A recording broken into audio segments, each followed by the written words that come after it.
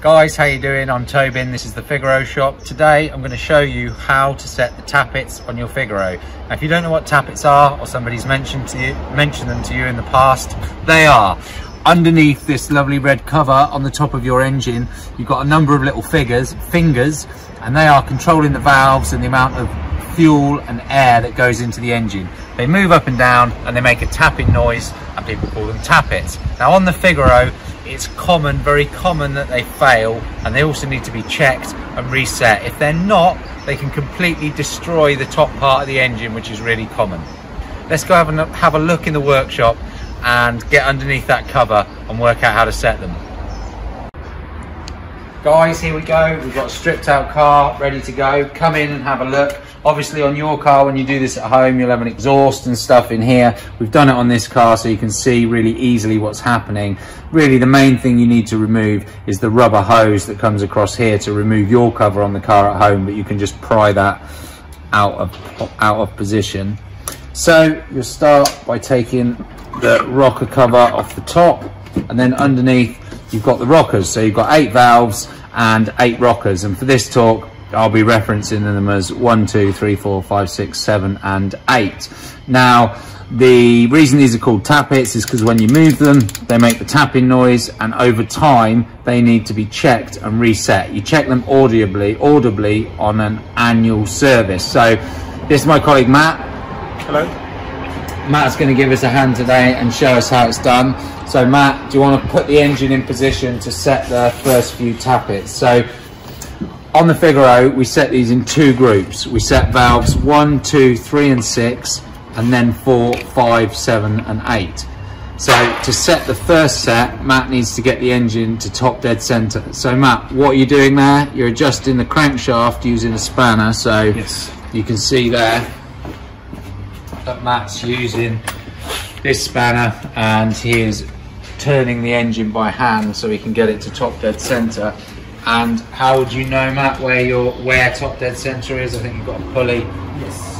So when the engine is not stripped as this one, you've got a pulley attached to the engine, to the crankshaft, and you got a little mark here, and it should show 0 degrees here. So we know the engine is on a TDC on cylinder number 1. Cool.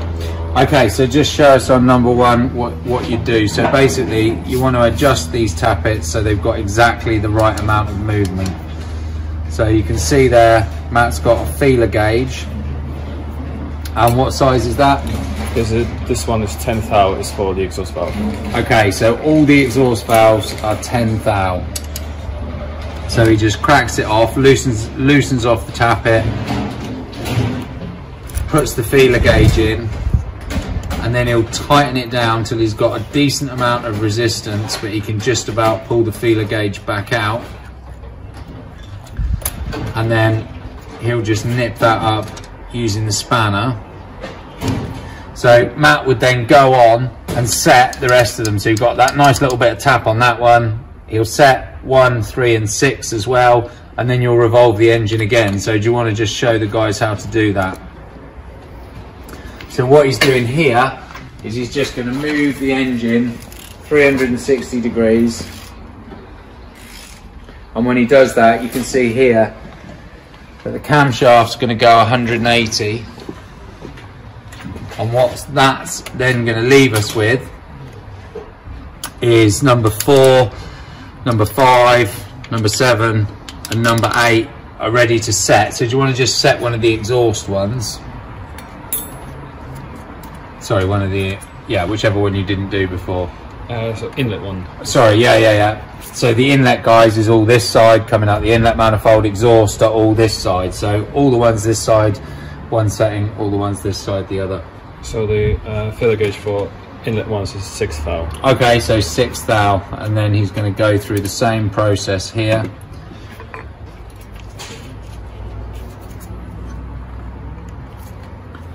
So the key is just to get a nice little bit of resistance. So he's moving the feeler gauge back and forth, and he can just about move it, but there's a decent amount of resistance. And then again, he'll just hold that in place and tighten it up. Now, the reason this stuff needs to be reset is because over time these will start to wear and they'll need to be readjusted. The other thing that can go wrong, and that is very common on the Figaro, is because you've got a really small engine that's vibrating, going at thousands of revolutions a minute, these bolts, either the long ones or the short ones, either unscrew or they just stretch and start to break. The end ones have also got these little retainers on that are clamps that you hammer on at the end that hold them in place. So if you're setting the tappets, you should definitely use a rocker kit, which will have the bolts in it. It'll have these little clamps at the end. It'll have a gasket in it that fits round that you put into the cover. And it'll also have these little things, which we call mushrooms, that again fit in the top and just stop the bolts shaking loose over time. Because what happens is this stuff breaks, and then it can either just cause you a breakdown and you have to put all new parts in, or in many cases it ruins the head because it rips the bolts right out, and then you need the whole top part of the engine, not just rebuilding, completely replacing, because it can be ruined. So there you go guys, hope you found that useful, and give us a call if you need any advice and you want to set the tappets at home.